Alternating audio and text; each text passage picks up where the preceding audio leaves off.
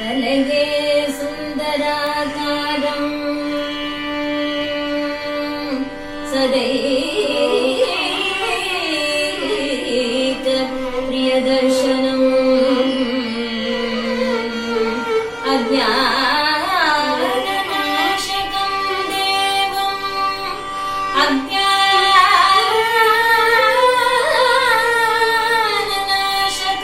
देवं सद्गुरुं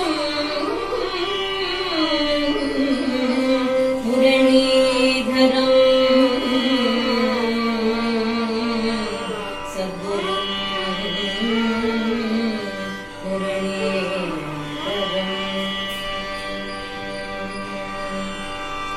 गोपिका जीवनस्मरणं गोविंदा गोविंदा। सद्गुरुनाथ महाराज की जय। कदै केळु सदा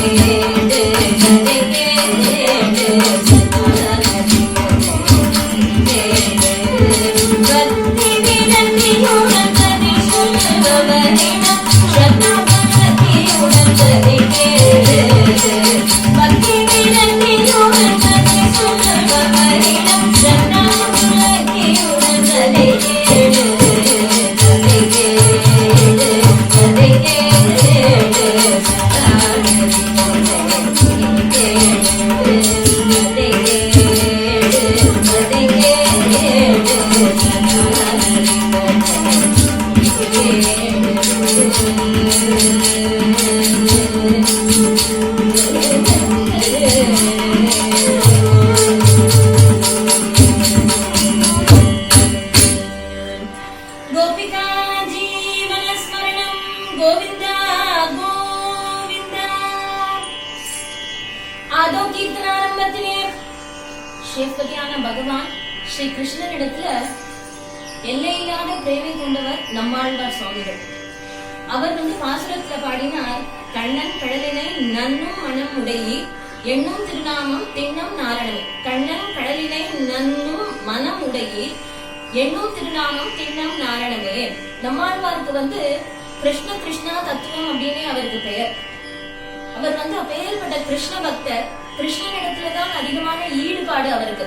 அவர் இந்த பாசுரத்துல சொல்றார், ஸ்ரீ கிருஷ்ணனுடைய சரணத்துல அன்பு, அவனுடைய அடியார்கள் இடத்துல நம்பிக்கை, அவனுடைய திருநாமத்துல விசுவாசம் கொண்டு அவனுடைய திருவடியில நம்ம அவனுடைய சரணமே கதி அப்படின்னு நம்ம இருந்தோமானால் நமக்கு என்ன லாபம் அப்படின்னு கேட்டா, கண்ணனையே நம்ம சொத்தாக பெற்றுடலாம் அப்படின்னு திண்ணம் நாரணமே அப்படின்னு இந்த பாசுரத்துல பாடுறார். இதே கருத்து ஸ்ரீ சுகாச்சாரியார் ஸ்ரீமத் பாகவதத்துல சொல்லிட்டு வர்றார். ஒரு இடத்துல சுகபிரம்ம ரிஷி சொல்லிட்டு வர்றார், என்ன கொடுப்பான் கிருஷ்ணன் அப்படின்னு கேட்டா, குச்சேலருடைய தர்மபத்னி சொல்றார், ஸ்மரத்தா பாதகமலம் ஆத்மானம் அப்படி எச்சதி அப்படின்னு. கண்ணனுடைய திருவடியே எண்ணுபவர்களுக்கு என்ன அப்படின்னு கேட்டா, தன்னையே கொடுக்கிறானாம் ஸ்ரீ கிருஷ்ணன். அவன் நம்முடைய ஆத்து பிள்ளையாக ஆயிடுறான். நம்ம என்ன பண்ணலாம் அப்படின்னுட்டா, நந்தகோபர் யசோதா அம்மா போல நம்ம கண்ணனை வச்சிருந்து கொஞ்சலாம், அவனுக்கு தாலாட்டு பாடலாம், அவனை வாழ்த்தலாம், அவனை கொண்டாடலாம். ஏன் இன்னும் போக நம்ம அவனை உடல்ல கூட கட்டி போடலாம் அப்படின்னு இந்த இடத்துல ஸ்ரீ சுகபிரம்மம் சொல்றார். பாகவதத்துல பரீட்சத்துக்கு சொல்லிட்டு வரும்போது குச்சேலருடைய சரித்திரத்துல இது வருது. சதாசிவ பிரமேந்திரா அப்படின்ற பெரியவா பாடுறார். சந்தர்ப்பம் கிடைக்கிற போதெல்லாம் கிருஷ்ணனை ஸ்மரிக்கணும், அவனுடைய திருநாமத்தை உச்சாரணம் பண்ண கடவுது அப்படின்னு சொல்றார்.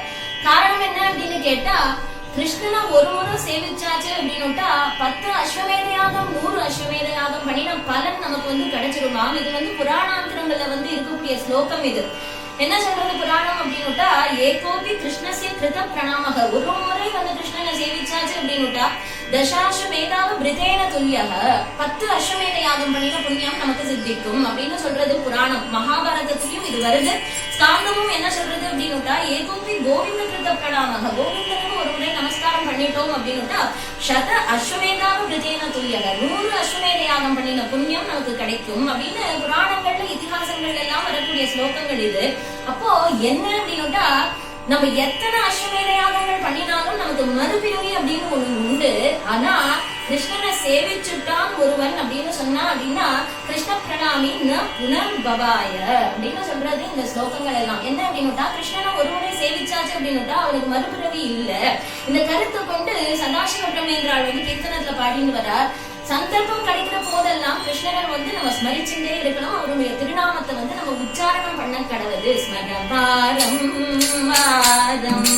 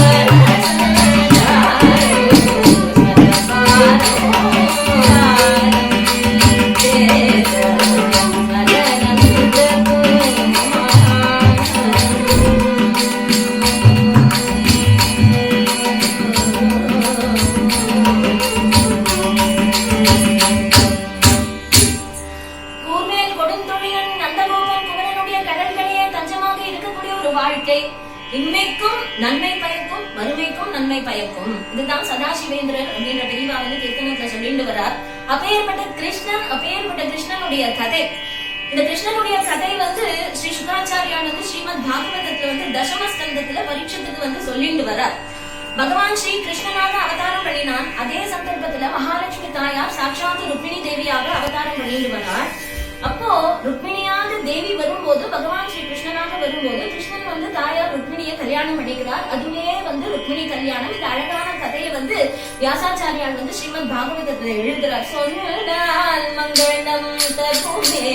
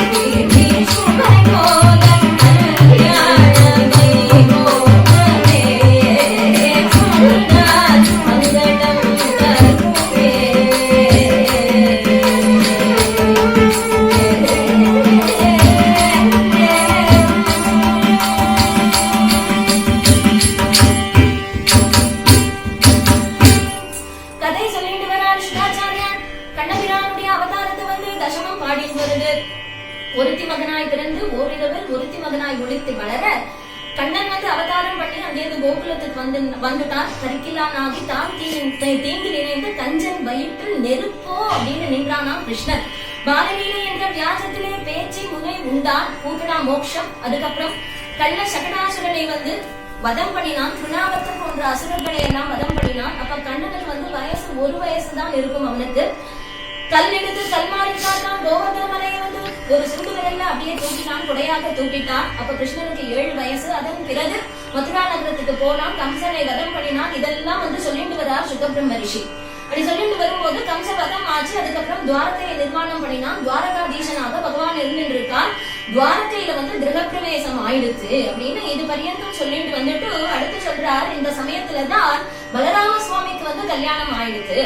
அந்த நாள்ல ஒரு மரபு உண்டு. என்ன அப்படின்னு கேட்டா, அண்ணாவுக்கு கல்யாணம் ஆனதுக்கு அப்புறம் தான் தம்பி கல்யாணம் பண்ணிக்கிறது அப்படின்னு ஒரு சம்பிரதாயம் இருந்தது. இப்போ பலராமன் அண்ணாவுக்கு எப்போ கல்யாணம் ஆகும் அப்படின்னு காத்துட்டு இருந்தான். அது வரைக்கும் பிரம்மச்சாரியாக இருந்தார் ஸ்ரீ கிருஷ்ணன். இப்போ ரேவதிக்கும் பலராமனுக்கும் கல்யாணம் ஆயிடுது. இப்போ கிருஷ்ணன் வந்து ருக்மிணிய கல்யாணம் பண்ணிட்டான் அப்படின்னு சுகாச்சாரியார் சொல்லிட்டு வராரு இல்லையா. இந்த கட்டம் வந்ததுமே பரீட்சித் வந்து அப்படியே உட்கார்றார், ரொம்ப சந்தோஷப்படுறார். ஆஹா, எங்க கிருஷ்ணன் வந்து ருக்மிணிய கல்யாணம் பண்ணிட்டாரா, அந்த கதையை கேட்கணும்னு எனக்கு ஆசையா இருக்கே சுவாமி. அந்த கதையை நீங்க எவ்வளவோ சொல்லிட்டு வரேன், கிருஷ்ணன் கதையில இது இது அது அப்படின்னு நிறைய சொல்லிட்டு வரேன். இந்த கிருஷ்ணன் கதையில இந்த ருக்மிணி கல்யாணத்தை எனக்கு கேட்கணும்னு ரொம்ப ஆசையா இருக்கு. எங்கள் கிருஷ்ணன் தேவி எப்படி கல்யாணம் பண்ணிட்டார், அந்த கதையை நீங்கள் எனக்கு சொல்லணும் அப்படின்னு சொன்னதும் சுகாச்சாரியார் மனசுல நினைச்சிருந்தாராம், சபாஷ், கதை கேட்டா இப்படிதான் கேட்கணும். இப்படி உற்சாகமா பசி தாகம் தூக்கம் எல்லாம் மறந்து இன்னும் எவ்வளவு வேணாலும் சொல்லுங்க எவ்வளவு வேணாலும் சொல்லுங்க அப்படின்னு அவர் வந்து சந்தோஷப்படுறாராம் சுகபிரம்ம ரிஷி மனசுல. அப்ப பரீட்சித் மகாராஜா வந்து சுகாச்சாரியாரை பார்த்து ஒரு விஷயம் சொன்னார். என்ன அப்படின்னா, பிரம்ம கிருஷ்ண கதாக புண்ணியமாபி லோகமலாபகா.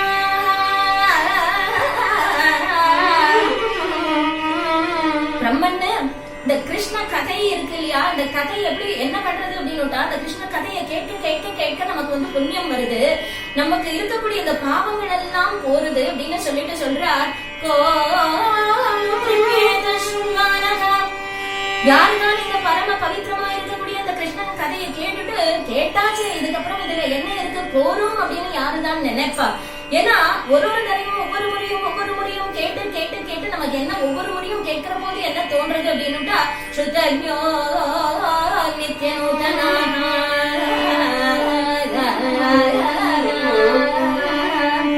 ஒவ்வொரு முறையும் அந்த கதையை மறுபடியும் கேட்க கேட்க கேட்க ஒவ்வொரு முறையும் அது நமக்கு புதுசாதான் இருக்கு. அப்பேற்பட்ட கிருஷ்ணன் கதை, அதுலயும் வந்து ருக்மிணி கல்யாணம் நீங்கள் எனக்கு அவசியமாக சொல்லணும் அப்படின்னு பரீட்சித் மகாராஜா வந்து பிரார்த்திக்க சுகபிரம்மம் வந்து அந்த கதையை சொல்ல ஆரம்பிக்கிறார்.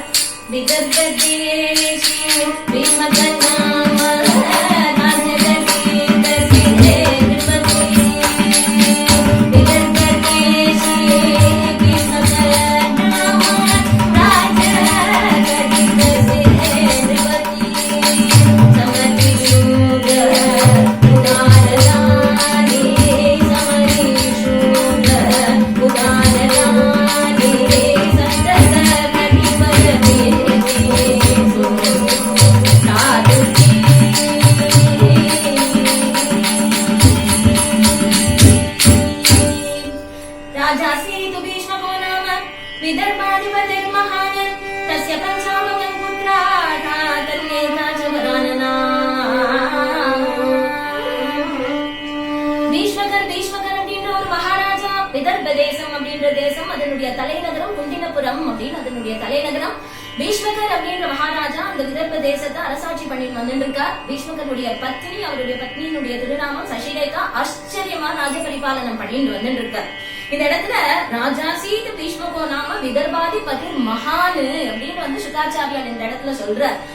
அப்பேற்பட்ட மகாத்மா அப்படின்னு வந்து சொல்றானே சுகபிரம்ம ரிஷி வந்து ஒரு ராஜாவை போய் ஒரு மகாத்மான்னு சொல்லுவாரா அப்படின்னு கேட்டா இந்த இடத்துல வந்து ஸ்ரீ அண்ணா அவர்கள் வந்து சொல்லுவார், ஒரு ராஜாவை போய் சுகபிரம்ம ரிஷி வந்து மகாத்மான்னு சொல்ல வேண்டிய அவசியம் என்ன, அவர் சொல்லவும் மாட்டார். ராஜாக்களை வந்து மகான்னு சொல்ல மாட்டார் பொதுவா.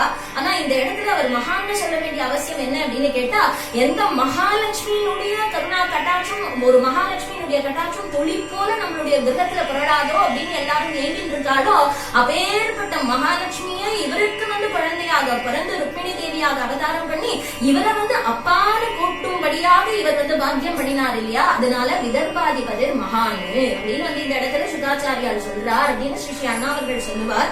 இந்த பீஷ்மக மகாராஜாவுக்கு 5 பிள்ளைகள். அதுல மூத்தவன் ருக்மி அப்படின்னு பெயர். மத்தவா 4 பேர்கள், ருக்மரதன், ருக்மகேசன், ருக்மமாலி, ருக்மபாகு. ஆக மொத்தம் 5 பிள்ளைகள். இவருக்கு ஒரே ஒரு பெண் குழந்தை. சாட்சாத் தாயாரே ருக்மிணி தேவியாக இவளுக்கு வந்து பெண்ணாக வந்து பிறந்துட்டார். ருக்மிணி ஏஷாம் சசாசதி. ருக்மிணின்னு ஒரு பெண் குழந்தை, அழகான குழந்தை. ருக்மம் அப்படின்ற சொல்லுக்கு வந்து என்ன அர்த்தம் அப்படின்னு கேட்டா ஸ்வர்ணம் அப்படின்னு அர்த்தம். குழந்தைகள் எல்லா குழந்தைகளுக்கும் ஸ்வர்ணமா பேர் வச்சா பீஷ்மக மகாராஜா. ஆனா எல்லாம் தகரமா போயிடுத்து. ருக்மிணி தேவி மட்டும்தான் தங்கமான ஒரு குழந்தையாக இருக்காளாம். அப்பேற்பட்ட குழந்தை ரத்னம் முதலியவைகளுக்கு எல்லாம் அதிதேவதையா இருக்கக்கூடிய சாட்சாத் மகாலட்சுமி ருக்மிணி தேவியாக அவதாரம் பண்ண அவளுக்கு வந்து அழகான திருநாமம் ருக்மிணி அப்படின்னு ஸ்வர்ணமா பேர் சூட்டினான் பீஷ்மக மகாராஜா. மகாலட்சுமி தேவியினுடைய அவதாரம் அப்படின்னு சொல்லிட்டாலே அந்த குழந்தை எப்படி இருப்பா அப்படின்னு நம்ம சொல்ல வேண்டிய அவசியமே இல்ல. இந்த குழந்தை நாளொரு மேலே பொழுதொரு வண்ணமாக வளர்ந்து கொண்டுட்டு வர அப்பா வந்து பீஷ்மக மகாராஜா ரொம்ப செல்லமா வளர்க்கிறாராம் இந்த குழந்தைய. சுக்லபக்ஷ கிளை போல இந்த குழந்தை வளர்ந்துட்டு வர இந்த குழந்தை வந்து அழகா பாவன சட்கா எல்லாம் போட்டுண்டு தலையெல்லாம் பின்னிண்டு ஜடை போட்டுண்டு புஷ்பங்கள் எல்லாம் சூட்டிண்டு வித்யா அப்படின்னு வித்யாலட்சுமி அப்படின்னு நம்ம சொல்றோம் இல்லையா, படிப்புலயும் முதலிடம், நாட்டியத்துல முதலிடம், சங்கீதத்துல முதலிடம், இப்படி கலை கல்வி குணம் சீலம் எல்லாத்துலயும் ருக்மிணிக்கு நிகர் ருக்மிணி தான் அப்படின்னு சொல்லும்படியாக அவளுக்கு சமமானவா வேற யாரும் இல்லைங்கிற அளவுக்கு அப்பேற்பட்ட ஒரு தனித்தன்மை ருக்மிணி தேவிக்கு. அப்பேற்பட்ட வினயம் அவளுக்கு இருக்கு, அப்பேற்பட்ட சகுணவதியாக இருக்கா. இந்த ருக்மிணி சின்ன குழந்தை என்ன பண்ணுவாள் அப்படின்னா எப்போதும் அப்பாவோடவே கூடவே இருப்பாளாம். அப்பாவை விட்டு பிரியவே மாட்டா. அப்பாவுக்கு ரொம்ப செல்லம், இந்த குழந்தைய பார்த்தா ரொம்ப பிடிக்கும் அவருக்கு. அப்பாவோடவே கூட இருந்து இருந்து இருந்து இருந்து இந்த குழந்தை என்ன பண்றா அப்படின்னு கேட்டா அவளுடைய அரண்மனையில சாதுக்கள் எல்லாம் வருவா. அடிக்கடி சத்சங்கம் நடக்கும் அவ ஆத்துல. சாதுக்கள் எல்லாம் வந்து பகவானுடைய கதையை வந்து சொல்லுவாளாம். அப்போ ருக்மிணி முதலியவாலாம் கூட அங்கதானே இருப்பா. ருக்மி அவருடைய தம்பிகள் எல்லாரும் அங்கதானே இருப்பா. அவாலாம் வந்து கேட்கலையா அந்த கதைகள் அப்படின்னு கேட்டா சத்சங்கத்துக்கு வர்றதுக்கும் பாக்கியம் பண்ணிருக்கணும் அப்படின்னு நம்முடைய சத்குருநாதர் சொல்லுவார். பாக்கியம் இருந்தால்தான் சத்சங்கம் பிராப்தி ஆகுமாம். ஏன்னா பகவானுடைய கதைகளை கேட்கறதுக்கும் சொல்றதுக்கும் அப்பேற்பட்ட பாக்கியம் வேணும், சத்சங்கம் கிடைக்கிறதுக்கும் பாக்கியம் வேணும் அப்படின்னு நம்முடைய குருநாதருடைய கீர்த்தனம் மகாரண்ய ஸ்ரீ ஸ்ரீ முரளிதர சுவாமிகளுடைய கீர்த்தனம் இது. பாக்கியம் உள்ளோரே வாருங்கள் பரந்தாமன் புகழ் பாட பாக்கியம் உள்ளோரே வாருங்கள். அத்தகைய சத்சங்கம் பிராப்தி ஆகணும் அப்படின்னுட்டா அதுக்கு வந்து ஒரு பாக்கியம் வேணும். அப்படி இந்த ருக்மி முதலியவானாம் ஆத்தன அரண்மனையில சத்சங்கம் அப்படின்னுட்டாலே அவ என்ன பண்ணுவா, வாசல் பக்கமா போயிடுவாளாம். அவ என்ன பண்ணுவா வெளியில போய் அப்படின்னு கேட்டா பீஷ்மக மகாராஜாவுக்கு என்னென்ன கட்சியெல்லாம் ஆகாதோ அத்தனை கட்சியிலையும் இந்த ருக்மி வந்து முக்கியமான அங்கத்தினர். இவர் கிருஷ்ணனை பிடிக்காத கோஷ்டின்னு ஒரு கோஷ்டி உண்டு. சிசுபாலன், தந்தவத்ரன், ஷால்வன், ஜராசந்தன், பௌட்ரக வாசுதேவன் போன்றவா எல்லாரும் ஒரு கோஷ்டி. அதுல ருக்மியும் ஒரு முக்கியமான அங்கத்தினர் அவர். இவெல்லாம் கூடி கூடி கூடி கூடி பேசுவாராம். என்ன பேசுவா, திருப்பி திருப்பி திருப்பி பேசிட்டு இருப்பா. என்ன சேர்ந்து சேர்ந்து பேசுறா, என்ன பேசுவா அப்படின்னு கேட்டா அந்த காலத்திலே கிருஷ்ணாவதார காலத்திலே வந்து நல்ல பெரிய வட்ட மேஜை இருக்குமா. இந்த காலத்துல நம்ம வந்து ரவுண்ட் டேபிள் கான்பரன்ஸ் அப்படின்னு சொல்றோம் இல்லையா, அழகான ஒரு வட்ட மேஜை ஒண்ணு இருக்கும். இவெல்லாம் சுத்தி உட்கார்ந்து பேசுவாளாம். என்ன பேசுவா, ஒரு கோஷ்டி சாதுக்கள் அரண்மனையில வந்து அழகா ருக்மிணி வந்து சிரவணம் பண்ணிட்டு இருக்கா, சாதுக்களுடைய சத்சங்கம் நடக்கிறது. அவ என்ன பேசுவா அப்படின்னா பகவானுடைய குணங்கள், பாகவதம் முதலிய பகவத் குணங்களே அவ சொல்லுவா. கிருஷ்ணனை பத்தி அவ சொல்லுவா. அவ கிருஷ்ணனை பத்தி பேசுறாளா. இங்கேயும் இந்த ருக்மி முதலிய கோஷ்டிகள்லாம் இவா என்ன பேசுவா அப்படின்னா இவாளும் கிருஷ்ணனை பத்தி தான் பேசுவா. அவ எப்படி பேசுவா அப்படின்னுட்டா கிருஷ்ணனிடத்துல என்னென்னலாம் அழகா இருக்கும் அதெல்லாம் அவ வர்ணிச்சுட்டு வருவா. இவா எப்படி பேசுவா அப்படின்னுட்டா சாதுக்கள் அங்க உள்ள வந்து வர்ணிப்பா. மத்த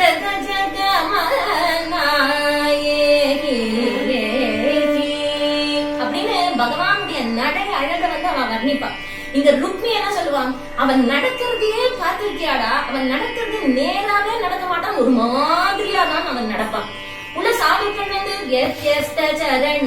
ஸ்ரீ கிருஷ்ணா அவன் எப்படி ஒரு காலை ஊனிட்டு ஒரு மாத்தி அந்த திருவடியை வச்சுட்டு இருக்கான் பாத்தியா அப்படின்னு சாதுக்கள் எல்லாம் வர்ணிப்பா. இங்க ருக்மி முதலியாலாம் என்ன பேசுறான்னா அவன் நிக்கிறது பாத்திருக்கியோடா ஜராசந்தா, அவன் நிக்கிறது கூட நேராவே நிக்க மாட்டான், ஒரு காலை ஊனிட்டு ஒரு காலை மாத்தி போட்டு நிப்பான், நேராவே நிக்க முடியாதோ அவனுக்கு அப்படின்னு இவாலாம் பேசுவா. அப்போ உள்ள அவ என்ன சொல்லுவா,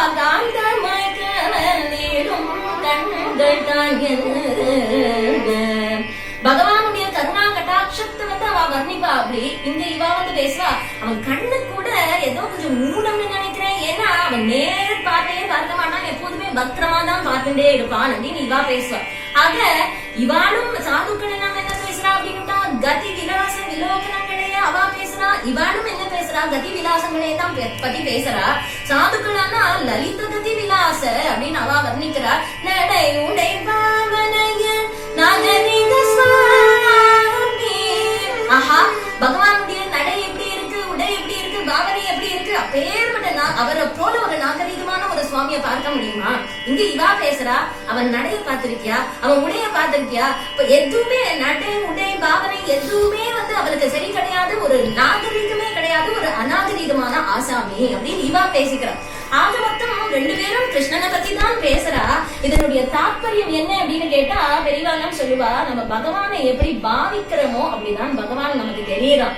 அதாவது பகவான் இடத்துல நம்ம அணுகி போறோமா இல்ல அகன்று போறோமா. ஆழ்வார் பாசனத்துல சொன்னார், அகலில் அகலும் அணுகில் அணுகும் அப்படின்னு சொன்னார். நீ கிட்ட போனேன்னா பகவான் ஒரு அடி முன்னாடி வச்சுட்டு வரா, நீ விலகி போனேன்னா பகவானும் விலகி போறான். அப்போ நம்ம எப்படி பாக்குறோம் பகவான? பகவான அனுகூலமா பார்த்தால் அவனும் அனுகூலமா இருக்கான், நம்ம பகவான பிரதிகூலமா பார்த்தா பகவானும் பிரதிகூலமா இருக்கு தோன்றுகிறான் நமக்கு.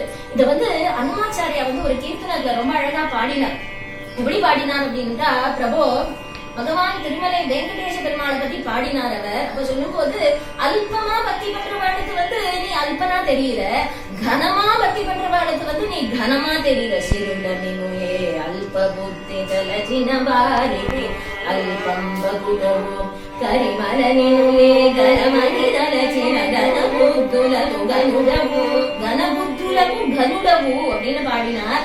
அல்ப புத்தி தலச்சின வாரிக்கு அல்பம் பகுதவு அப்படின்னு அவர் பாடினார் இல்லையா. அதனால ருக்மி முதலியவாருக்கெல்லாம் சத்சங்கம் பிடிக்காது, அவ வாசல் பக்கம் போயிடுவா.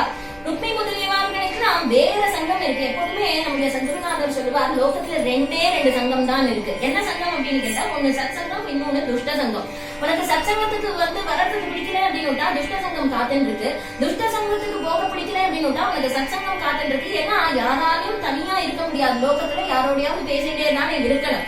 பேசாம இருக்க முடியாது, ஏதாவது பேச்சு யாரிடத்துலயாவது கொடுத்துட்டே தான் இருக்கணும். எப்போதும் சத்சங்கத்துக்கு வந்தாச்சு அப்படின்னுட்டா அந்நிய பேச்சுக்கள் பிடிக்காத போயிடும் இல்லையா.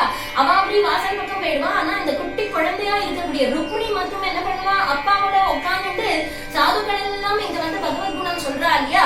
சோபசோத்திய முகுந்தஸ்ய ரூப வீர குணஸ்ரீயக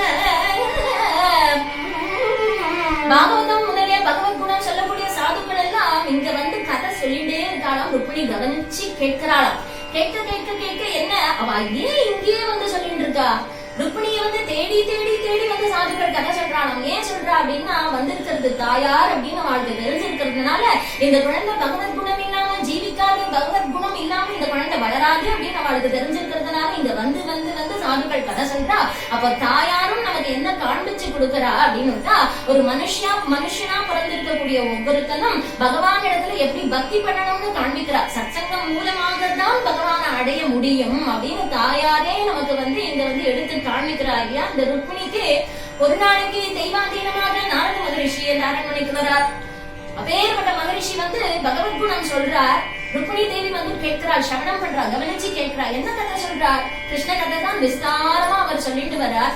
ராமாவதார பரியந்தம் சொல்லிட்டு அடுத்தபடியாக கிருஷ்ணாவதார கட்டத்துக்கு வந்துட்டார். கிருஷ்ணன் அவதார கட்டத்திலேருந்து எல்லாம் சொல்லிட்டு பகவானுடைய ரூபம், வீரியம், குணம், ஸ்ரீயம் இதெல்லாம் தான் ருக்மிணி கவனிச்சு கேட்டுருக்காரு. இதெல்லாம் விஸ்தாரமா வர்ணிக்கிறார் நாரத மகரிஷி. எல்லாத்தையும் சொல்லி முடிச்சுட்டு, பலராமனுக்கும் ரேவதிக்கும் கல்யாணம் ஆயிடுது, இப்ப கிருஷ்ணனுக்கு பொண்ணு பார்க்கிறா அப்படின்னு சொல்லிட்டு நாரத மகரிஷி ருக்மிணியே இப்படி பார்க்கிறார். எதுக்கு அப்படி பார்க்கிறார் அப்படின்னுட்டா என்ன அர்த்தம்னா, இந்த ருக்மிணி யார கல்யாணம் பண்ணிக்க போறார்? ரங்கரதாசர் ரொம்ப அழகா அந்த கேள்வியை கேட்கிறார். ஆதிதேவதுமாதுமே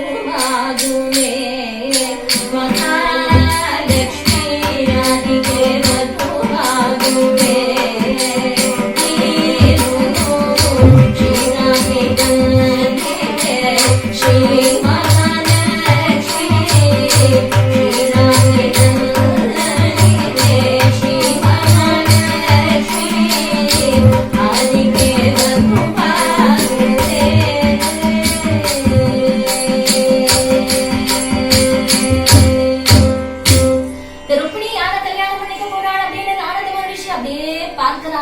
ருக்மிணி தேவிய இப்படி பார்த்த உடனே இந்த இடத்துல இது மட்டும் கதை சொல்லிட்டு ருக்மிணிய பார்க்கிற போது, ஏன்னா ருக்மிணி தானே பொண்ணு, மேல ருக்மிணி ஏதாவது முயற்சி எடுத்தால் தானே நாரத மகரிஷியால ருக்மிணி கல்யாணம்னு சொல்ல முடியும். இவரோ ருக்மிணிய பார்க்கிறார். ருக்மிணி குழந்தை இல்லையா. ருக்மிணி தேவி என்ன பண்றா, அப்படியே திரும்பி அவ அப்பாவே பார்க்கிறாராம். அப்பா பீஷ்மக மகாராஜா என்ன பண்றாரு, அந்த குழந்தை ருக்மிணியவே பார்க்கிறாராம். ஏன்னா சின்ன குழந்தை, செல்ல குழந்தை இல்லையா, அவள் மனசுல என்ன நினைக்கிறாள் அப்படின்னு அவருக்கு தெரியுது. இது நடக்குமா அப்படின்னு நினைக்கிறார். ஏன் நடக்காது? என்றைக்கோ நடந்த கிருஷ்ணாவதாரம், அத அந்த கிருஷ்ணன் இடத்துல பக்தி பண்ணி ஆண்டாள் ஜெயிச்சாள் அப்படின்னுட்டா அந்த விதர்ப தேசத்துக்கு இவர் ராஜாதி ராஜன். கிருஷ்ணன் ராஜகுமாரனாக இருக்காள், ருக்மிணி ராஜகுமாரியாக இருக்காள். சமகாலத்துல இருக்கக்கூடியவ. அல்லவா? இது நடக்கக்கூடிய விஷயம் தானே. நமக்கு அத்தகைய பாக்கியம் உண்டா அப்படின்னு அவர் நினைச்சுக்கிறார். அப்ப நாரத மகரிஷி சொன்னார், மகாராஜா நீங்க உங்க குழந்தை ருக்மிணிய கண்ணனுக்கே கொடுக்கணும். அப்ப கிருஷ்ணனுக்கு கொடுத்தேன்னா கிருஷ்ணனும் நன்னா இருப்பான், உங்க குழந்தையும் நன்னா இருப்பாள், 7 லோகங்களும் நன்னா இருக்கும், அதோட கூட நானும் நன்னா இருப்பேன், நீங்களும் நன்னா இருப்பேன். இது என்னுடைய அபிப்பிராயம். யோசனை பண்ணி பாருங்க. பெரிய ராஜாங்கம், சபையில எல்லாரையும் கேளுங்கோ, எல்லாரையும் அந்த ஆலோசனை பண்ணுங்க, எல்லாரும் கூப்பிட்டு வச்சு வேண்டியவன் எத்தனை பேரு வேண்டாதவன் எத்தனை பேரு அப்படின்னு ஓட்டு போட்டு கேளுங்கோ அப்படின்னு சொன்னதும் பீஷ்மக மகாராஜாவுக்கு ரொம்ப திருப்தி. அவர் மனசளவுல நினைச்சார், நம்ம குழந்தைக்கு அத்தகைய பாக்கியம் இருக்குமாக நம்ம குழந்தை கிருஷ்ணனுக்கே கல்யாணம் பண்ணி கொடுக்கணும், அத்தகைய பாக்கியம் நமக்கும் இருக்குமாக கண்ணபிரானே நமக்கு மாப்பிள்ளையாக வரணும் அப்படின்னு அவர் மனசுல ஆசைப்பட்டார். ஒரு மாதிரி உறுதி பண்ணிட்டார், தீர்மானிச்சுட்டார். இந்த குழந்தை ருக்மிணியும் என்ன பண்றான், கிருஷ்ணன் கிருஷ்ணன் கிருஷ்ணன் கிருஷ்ணன் அத்தனை பேரும் கிருஷ்ணன் கதைய சொல்லி இருக்கா இல்லையா, ஸ்ருத்வா குணான் அப்படின்னு தான் அந்த ருக்மிணி சந்தேஷத்துல வரப்போகுது. அப்போ கிருஷ்ணன் கதையை கேட்டு கேட்டு கேட்டு கேட்டு கிருஷ்ணன் மேல ஒரு ரதி ஏற்பட்டு கல்யாணம்னு ஒண்ணு பண்ணிண்டா கிருஷ்ணனை தான் பண்ணிக்கணும் அப்படின்னு ஒரு உறுதிக்கு வந்துட்டாள் ருக்மிணி தேவி. தம்மே நேசதிருஷம் பதி. இப்ப நாரதர் இதை சொல்லிட்டு அங்கேயிருந்து புறப்பட்டு போறார். எங்க போறாரு அப்படின்னுட்டா, தேவிய பார்த்த கண்களால உடனே பிரபுவை பார்த்துடணும் அப்படின்னு நேரா இங்கிருந்து விதர்ப தேசத்துல இருந்து துவாரகைக்கு ஓடினார். கிருஷ்ணன் அங்க தனியா சிம்மாசனத்துல உட்கார்ந்து இருக்கார்.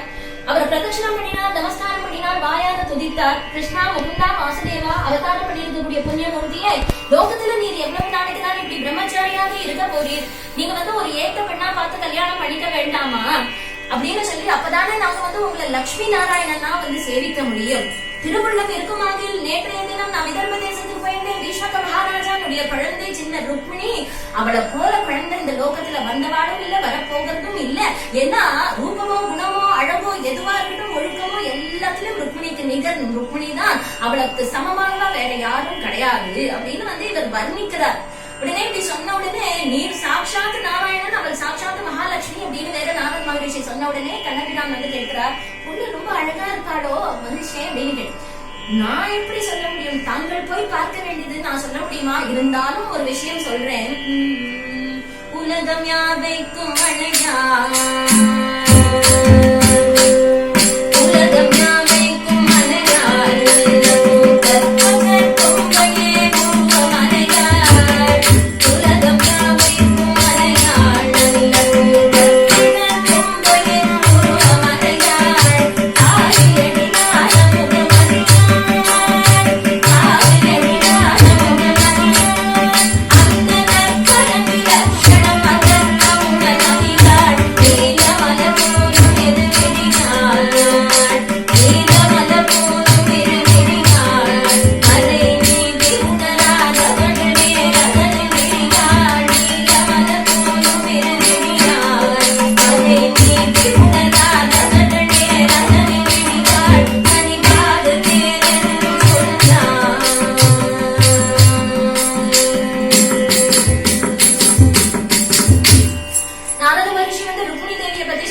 நீல மலர் போலும் இது விழியாள், மறை நீதி உணராதவர்கள் நேரதனில் விழியாள் அப்படின்னு சொல்றார். நீச்சல்களா இருக்கிறவாளை ஏறெடுத்து பார்க்க மாட்டான் அந்த குழந்தை, நீங்கள் போய் பார்த்தால் தேவலை. கண்ணபிரான் என்ன பண்ணினார், அங்கீகரிப்பதாக அவரும் ஒத்துண்டார். நாரத மகரிஷியும் உங்களுடைய அபிப்பிராயத்துக்கு ஏத்த மாதிரி நீங்களும் ஏற்பாடு பண்ணுங்கள் அப்படின்னு சொன்னதும், ஒரு தடவை நீங்க பொண்ணை பார்த்துட்டால் தேவையில்லையே, பார்க்கலாம் பார்க்கலாம் அப்படின்னார் கிருஷ்ணன். பார்க்கறதுக்கு அவருக்கு உரிமை இருக்கு, நாரத மகரிஷியுடைய சிபாரிசு அவருக்கு தேவையே இல்லை, இருந்தாலும் பார்த்துக்கலாம் அப்படின்னு சொல்லிட்டார். அங்கேயிருந்து நாரத மகரிஷி புறப்பட்டு போயாச்சு, அவர் வேலை முடிஞ்சிருக்கு. இங்க பீஷ்மக மகாராஜா என்ன பண்ணினார், ருக்மிணியை கிருஷ்ணனுக்கு கல்யாணம் பண்ணி கொடுக்கறது அப்படின்னு இப்படியே நம்பிட்டு இருக்கார். ஒரு நாள் சபையை கூட்டினார்.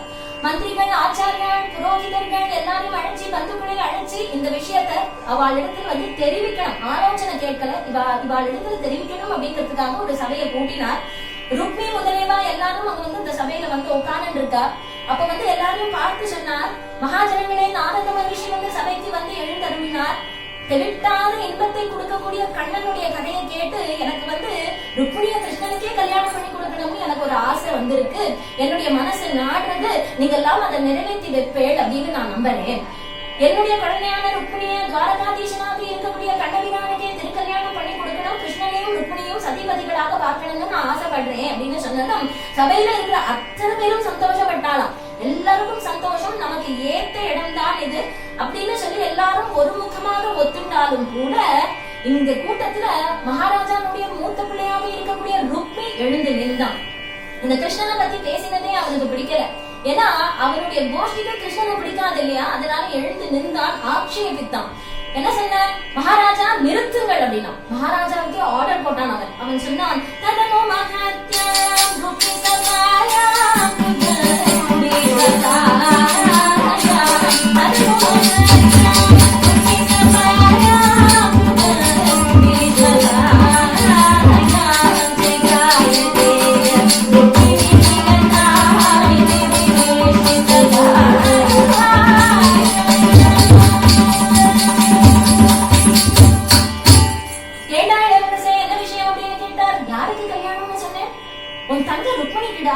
கிருஷ்ணனுக்கு கொடுக்கணும் அப்படின்னு பெரியவானாம் அபிப்பிராயப்படுறா. எனக்கும் பிடிச்சிருக்கு, உங்க அம்மாவுக்கும் பிடிச்சிருக்கு, ருக்மிணிக்கும் பிடிச்சிருக்கும்னு நான் நம்புறேன். அதனால கிருஷ்ணனை பிடிக்காதனாலே இந்த ஊர்ல யாரும் இருக்க முடியாது. ஏன் இல்ல, நான் இருக்கேன். கிருஷ்ணன் தேவையில்லை. என்னமா நீ கிருஷ்ணனை பொறுக்கி எடுத்து எந்த விதத்துல கிருஷ்ணன் நமக்கு சமம் அப்படின்னு கேட்கிறாங்க. ராஜா கேட்கிறா, கிருஷ்ணனுக்கு என்னடா குறைவுபாடு அப்படின்னு கேட்கிறார் மகாராஜா.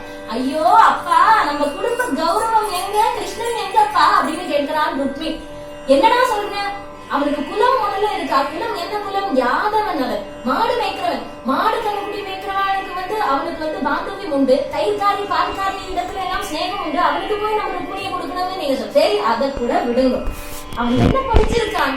நம்ம குடும்பத்துக்கு ஏத்த, நம்ம அந்தஸ்துக்கு ஏத்த ஒரு படிப்பு இருக்கா அவனுக்கு? ஏதோ 4 வேதத்தையும் 4 நாள்ல படிச்சானாம், 64 நாள் 64 கலைகளையும் கத்துக்கிட்டானாம். இதெல்லாம் சாத்தியமா?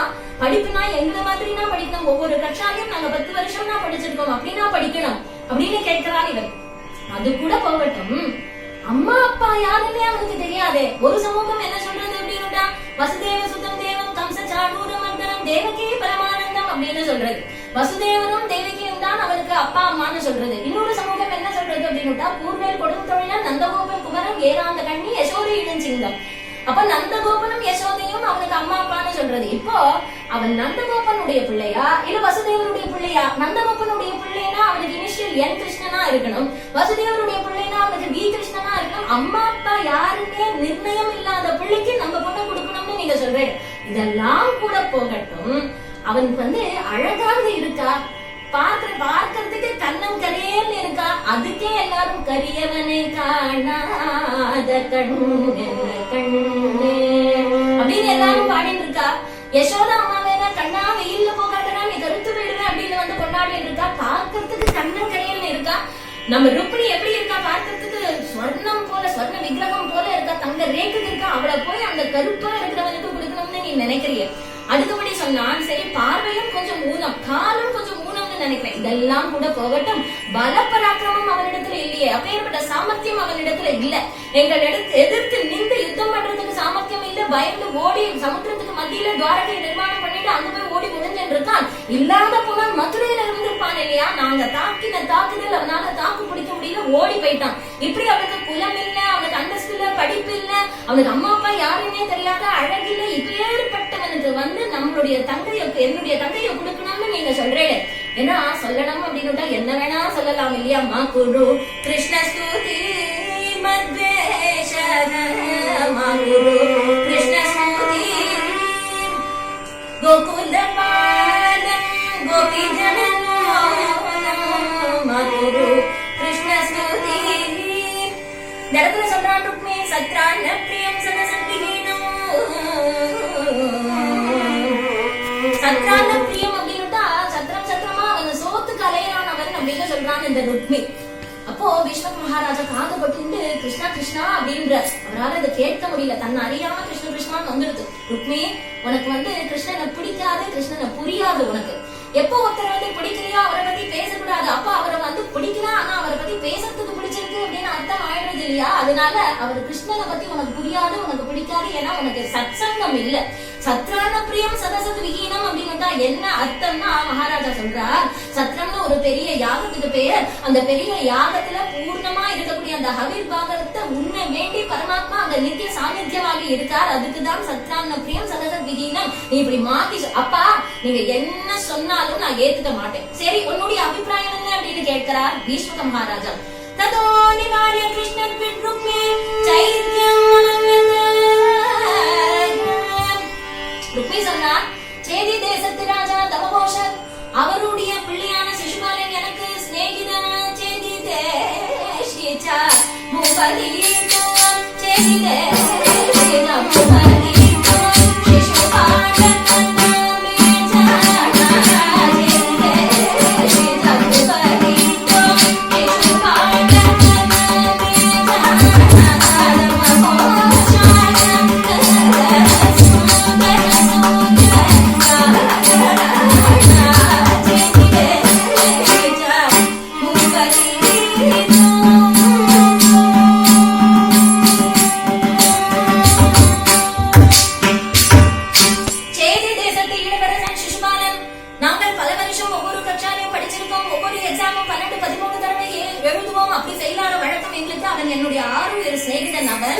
அவனுக்கு தான் என் தங்கைய ருக்மிணிய கல்யாணம் பண்ணி கொடுக்கணும். நான் சின்ன வயசுலயே அவனிடத்துல நான் சொல்லி வச்சுட்டேன். ஆகவே சிசுபாலனுக்கு தான் என் தங்கைய கொடுக்கணும். அப்படியா?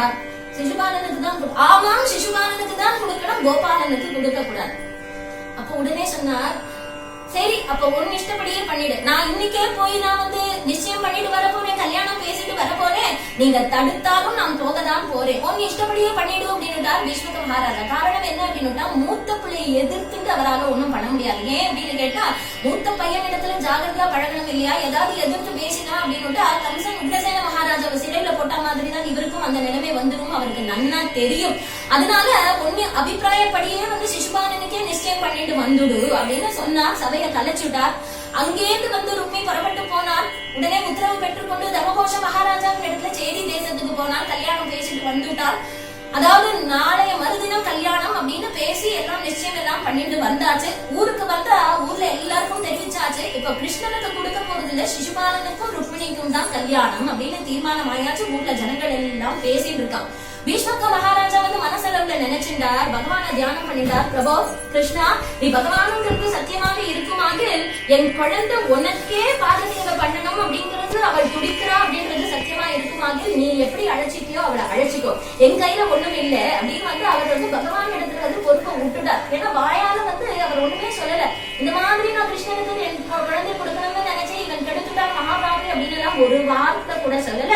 வெளிப்படையா அந்த கல்யாண பத்திரிகையில கையெழுத்து போட்டுட்டார். கல்யாண ஏற்பாடுகள் எல்லாம் மனமன நடந்துட்டு இருக்கு.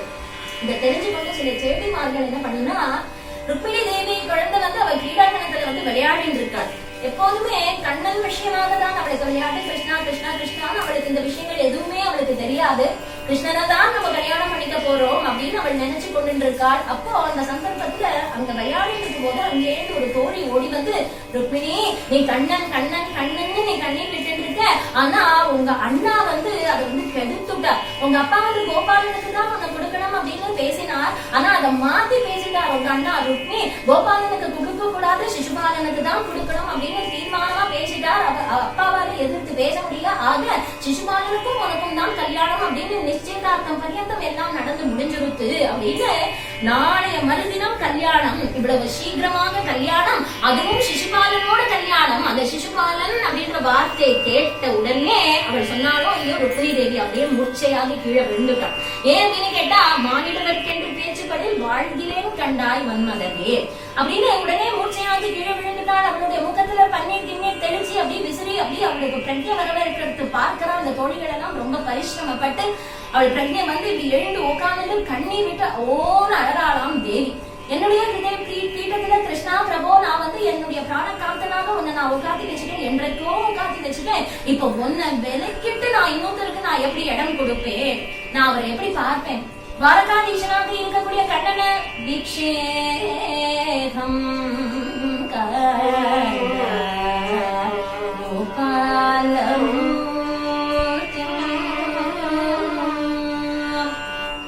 கோட்டி மன்மதாக்காரனாக இருக்கக்கூடிய கண்ணபிரான துவாரகாதீசனாக எப்படி பார்ப்பேன் அப்படின்னு கண்ணீர் விட்டு கொண்டு இருக்கார். ஆனா மனசுல ஒரு உறுதி பண்ணிக்கிறார், எப்படிதான் இருக்கட்டும் கண்ணனை தவிர நான் வேற யாரையும் கல்யாணம் பண்ணிக்க மாட்டேன். வேறே மானச கோபாலம் பஜதுரே பதிஹரமு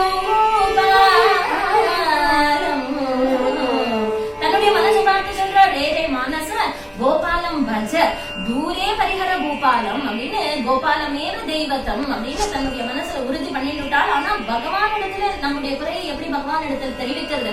யார் அனுப்புறது?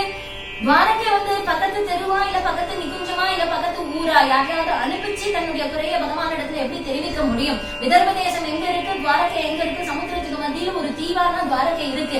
எப்படி யார் இடத்துலயாவது எப்படி இந்த குறைய வந்து கணபிதான் இடத்துல யாரையாவது அனுப்பிச்சு எதை அனுப்பிச்சு வண்டு அனுப்பலாமா, கிளியில அனுப்பலாமா, புயல அனுப்பலாமா, இல்ல மேகத்தை தூது விடலாமா? இப்படி ஆண்டாள் கல்யாணம் ஆண்டாளுடைய சரித்திரத்தை பார்த்துன்னு வரும்போது நாச்சியாரும் இத்தகைய பாசனங்கள் பாடிட்டு வரா இல்லையா? யாரு தூது அனுப்பலாம், யாரு போய் பகவான் இடத்துல என்னுடைய குறைய சொல்லுவா தெரிவிப்பா அப்படின்னு கண்ணீர் விட்டு கொண்டு இருக்கும் போது இப்படி கவலைப்படுற போது அந்த சந்தர்ப்பத்துல நித்தியபடி உஞ்சபிருத்தி எடுத்துக்கொண்டு ஒரு பாகவதோத்தமர் அங்க வரார். உஞ்சபிருத்தி எடுத்துன்னு வரார். அவருக்கு பெயர் சுதேவன் அப்படின்னு மோரோபந்த சுவாமிகள் எழுதுறார். பகவன் நாமாவை சொல்லிக் கொண்டு ருக்மிணியுடைய அந்தப்புறம் அந்த வாசலுக்கு வந்து நிற்கிறார். ஜெய ஜெய கிருஷ்ணா ஜெய ஜெய கிருஷ்ணா ஜெய விஜய ஜெய ஜெய கிருஷ்ணா ஜெய ஜெய கிருஷ்ணா ஜெய ஜெய கிருஷ்ணா ஜெய ஜெய ஜெய ஜெய கிருஷ்ணா ஜெய ஜெய கிருஷ்ணா ஜெய ஜெய கிருஷ்ணா ஜெய விஜய ஜெய ஜெய கிருஷ்ணா ஜெய ஜெய கிருஷ்ணா ஜெய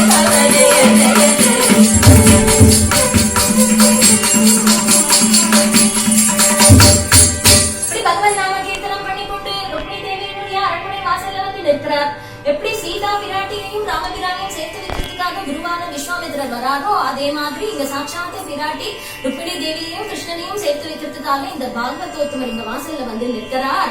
ருக்மிணி தேவிக்கு வந்து அப்படியே ஆசீர்வாதம் பண்றது போல இருந்துதான். இந்த குழந்தைகள் எல்லாம் இந்த கன்னியாமண்டலத்துல வந்து ஸ்ரீகள் மற்றும் சுரட்சிதமா இருக்கக்கூடிய இடம் இல்லையா, இப்படி ஒரு பெரியவர் வந்திருக்கார் அப்படின்னு ஓடி அவரை அழைச்சிட்டு வந்து அவருக்கு ஆசனத்தை கொடுத்து உட்கார வச்சு அவருக்கு உபச்சாரங்கள் எல்லாம் பண்ணி அத்திய பாதங்கள் பாத பூஜை எல்லாம் பண்ணி பிரதட்சணம் பண்ணி நமஸ்காரம் பண்ணி இவ்வளவு அக்ஷதையை வந்து அப்படியே எடுத்து அவருடைய அக்ஷய பாத்திரத்துல வந்து சமர்ப்பிக்கிறாளாம் ருக்மிணி தேவி. அப்படி கொல கொல கொல கொல கொலன்னு அவருடைய கண்கள்லேருந்து அப்படி ஜலம் வருதாம் தார தாரையா. இவர் பெரியவர் அப்படி நிமிர்ந்து பார்த்து, அம்மா குழந்தை பார்க்கறதுக்கு மகாலட்சுமி ஆட்ட இருக்கே, உனக்கு என்ன குறை, உனக்கு துக்கத்துக்கு ஹேத்துவே எனக்கு தெரியலையே, நீ எதுக்காக அழற, என்ன விஷயம் அப்படின்னு கேட்ட உடனே தன்னுடைய ஹிருதயத்தை வந்து தானே சொல்ல முடியாத படிக்கு தன்னுடைய தோழி வந்து கடைக்கண்ணால பார்க்க தோழி வந்து தன்னை சொல்றான்னு புரிஞ்சுட்டு தோழி வந்து சொல்றாள், சுவாமி எங்க ருக்மிணி தேவி வந்து துவாரகாதீசனான கிருஷ்ணனையே கல்யாணம் பண்ணிக்கணும்னு ஆசைப்பட்டாள். ஆனா அவளுடைய அண்ணா ருக்மி வந்து மாத்தி பேசிட்டார். சிசுபாலனுக்கு தான் கொடுக்கணும், கோபாலனுக்கு கொடுக்க கூடாது, ஏற்பாடு எல்லாம் பண்ணியாச்சு, நாளைய மறுநாள் கல்யாணம் அப்படின்னு தீர்மானம் பண்ணியாச்சு, பத்திரிகை உள்பட போட்டாச்சு, அவளுடைய ஆசை நிறைவேறாததுனால அவள் வந்து அழறாள் அப்படின்னு சொன்னதும், ஆஹா துவாரகாதீசனுக்கா கண்ணனுக்கா, அதுதானே நான் நல்லா இருக்கும், நீ அவனுக்குதான் வாக்கப்படணும், யார் என்ன பண்ணிட முடியும், நிச்சயமாக நடக்கும், யார் எப்படி தடுத்தால் யாரு தடுக்கிறா பார்க்கலாம் அப்படின்னு சொல்ல. எப்படி சுவாமி இப்படி சொல்றேன், பத்திரிக்கை உள்பட போட்டாச்சே, நாளைய மறுநாள் கல்யாணம் அப்படின்னு நிச்சயம் பண்ணியாச்சு, இது எப்படி இப்போ வந்து மாத்த முடியும், யாருமா பத்திரிக்கை போட்டா அப்படின்னு கேட்கிறார். மனுஷன் தானே பத்திரிக்கை போட்டான், மனுஷன் வந்து போடுற திட்டங்கள் எல்லாம் ஒரு காலம் நிறைவேறாது, ஏன்னா மேலேந்து ஒருத்தன் ஆட்சி பண்ணிட்டு இருக்கான், ஒருத்தன் சத்திய சங்கல்பன் சர்வேஸ்வரன் மேல ஒருத்தன் உட்கார்ந்து இருக்கான், அவன் தான் வந்து நாட்டகத்துக்கு சூத்திரதாரி மாதிரி வந்து வச்சு எல்லாரும் மாட்டி படைச்சுட்டு இருக்கான். மனுஷன் நினைப்பான் இதை முடிச்சுட்டு அதை முடிச்சுட்டு அதை பண்ணிட்டு இதை பண்ணிட்டு இதை முடிச்சுட்டு அதை முடிச்சுட்டு இதை பண்ணணும் அப்படின்னு நினைப்பான், அவனே முடிக்கிறதுக்கு பகவான் ஒருத்தன் காத்துட்டு இருக்கான். அதனால ஹரினுடைய சித்தம் தான் சத்தியம், மனுஷனுடைய சித்தம் என்னைக்குமே வந்து சத்தியம் கிடையாது. ஹரி சித்த ஹரி சித்த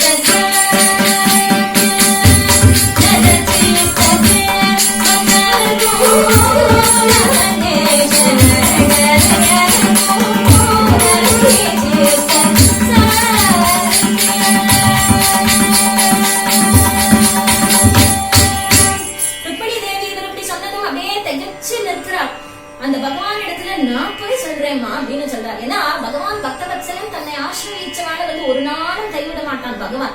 இவர் வந்து விதர்ப தேசம் இங்க இருக்கு, துவாரகை அங்க இருக்கு, யார அனுப்புறதுன்னு தேவி யோசனை பண்ணிட்டு இருக்கான். இவர் மாத்திரம் எப்படி தைரியமா அங்க போறேன் நான் போய் சொல்றேன் அப்படின்னு சொல்றா அப்படின்னா தேவியினுடைய கட்டாட்சம் இவருக்கு இருக்கு இல்லையா, சாட்சாத் மகாலட்சுமி தேவியினுடைய கட்டாட்சம் இவருக்கு பரிபூர்ணமாக இருக்கிறதுனால அந்த தைரியத்துல இவர் சொல்றார், நான் போய் சொல்றேன் பிரபுவின் இடத்துல. ஆஹா தேவிக்கு சந்தோஷம், இவரை போல ஒரு பரம உபகாரி உண்டா லோகத்துல, இவர் அவசியம் போய் சொல்லுவார், அது சத்தியம். இருந்தாலும் பகவானுக்கு அப்படின்னு ஒரு 7 ஸ்லோகங்கள் மடமடம் எழுதி அதை மூடி கொடுக்கறாளாம். எழுதும் போதே பொதுவாக ஒரு மங்களகரமான விஷயம் அப்படின்னு நமக்கு வந்து ஓரத்துல வந்து அந்த பத்திரத்துல மஞ்சள் தடவுவோம் இல்லையா, ஆனா எழுதுறதே மங்கள ஸ்வரூபிணியா இருக்கக்கூடிய தேவி இல்லையா, மடமடான்னு 7 ஸ்லோகங்கள் அதை மூடி அப்படியே அந்த பாகவதோத்தமர் இடத்துல கொடுத்தார். அவர் எடுத்துட்டு போறார். எப்படி போறார்னா, கிருஷ்ணன் தான் அந்த பத்திரத்தை படிக்கணும். இவர் என்ன பண்ணினார் அப்படின்னா, அந்தண்ட போய் அந்த பத்திரத்தை பிரிச்சு பார்த்துட்டு படிச்சுட்டு மறுபடியும் ஒட்டிட்டு எடுத்துட்டு போறானா? இல்ல. எப்படி எடுத்துட்டு போறாருனா, கிருஷ்ணார்ப்பணம் அப்படின்னு எடுத்துட்டு போறார். இந்த பாகவதோத்தமர் வந்து யோகேஸ்வரனா இருக்கணும். காரணம் என்ன அப்படின்னா, விதர்ப தேசத்துக்கும் துவாரகைக்கும் ரொம்ப தூரம் ஜாஸ்தி. சமுத்திரத்தின் நடுவுல, ஒரு விசாலமான சமுத்திரத்தின் நடுவுல ஒரு தீவு துவாரகை. இவர் விதர்ப தேசத்திலிருந்து துவாரகைக்கு போயிட்டு வரணும் அப்படின்னுட்டா ஒரு மாசமாவது ஆகுமே, குறைஞ்சபட்சம் ஒரு மாசம் ஆகுமே. அப்ப நாளைய மறுநாள் கல்யாணம் அப்படின்னு இவர் போய் சொல்றேன், இவர் புறப்பட்டு போறாருன்னா இவரோட பெயர்களை யோகீஸ்வரனாக தானே இருக்கணும். அதோட கூட சதயோஜன விஸ்தீர்ணமா இருக்கக்கூடிய சமுத்திரத்தை வந்து ஹனுமான் தாண்டினார் அப்படின்னுட்டா ஆஞ்சநேய சுவாமிக்கு வந்து எது பலம் அப்படின்னுட்டா ராமநாமாங்கிதமான மோதிரம் அவர் கையில இருந்தது. அது மாதிரி தேவி கொடுத்திருக்கக்கூடிய பத்திரம் இவர் கையில இருக்கு இல்லையா? அதனால கிருஷ்ணன் இருக்கக்கூடிய துவாரகை பர்யந்தம் என்ன, வைகுண்டம் பர்யந்தம் எங்கும் தங்கு தடை இல்லாமல் இவருக்கு போகக்கூடிய சக்தி அந்த பத்திரத்தினாலே, அந்த கட்டாட்சத்தினாலே வந்துடும், பலம் வந்துடும் இல்லையா? அதனால இவர் தைரியமா போறார். விதர்ப தேசத்துல மறைஞ்சார். அங்கேயிருந்து அரபிக்கடலோரமாக வந்து நிற்கிறார். விசாலமான சமுத்திரத்தின் நடுவுல அந்த துவாரகா தீவு அப்படி தெரியுது. கருட கொடி பறக்கிறது. அமராவதி சமான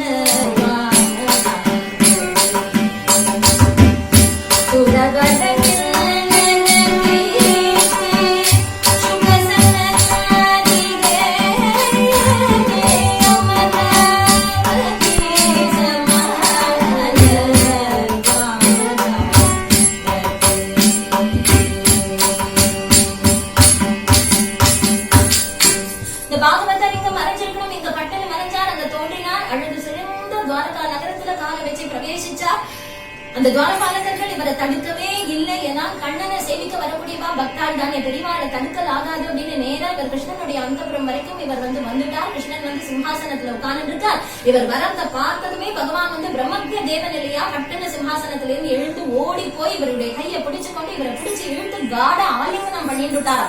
யாரு என்னன்னு விசாரிக்கல, இவர் அப்படியே ஆலிங்கனம் பண்ணிட்டார். கையை பிடிச்சு அழைச்சிட்டு வந்தார். தன்னுடைய சிம்ஹாசனத்திலே இவர் உட்கார வச்சா. இவருக்கு வந்து பாத பூஜை பண்ணினார். அர்த்த பாதங்கள் எல்லாம் கொடுத்தார். இவர் பத்திரத்தை வந்து மடியில வச்சு உட்கார்ந்து இருக்காரு. இந்த பாகவதோத்தமர் மனசுல நினைக்கிறார், என்ன யாரு என்ன ஏது எந்த ஊர்ல வரேன் அப்படின்னு ஒண்ணுமே கேட்கல இந்த புண்ணியாத்மா. என் கையை பிடிச்சு அழைச்சிட்டு வந்து தன்னுடைய ஆசனத்தை கொடுத்து உட்கார வச்சு எனக்கு உபச்சாரங்கள் எல்லாம் பண்றான்.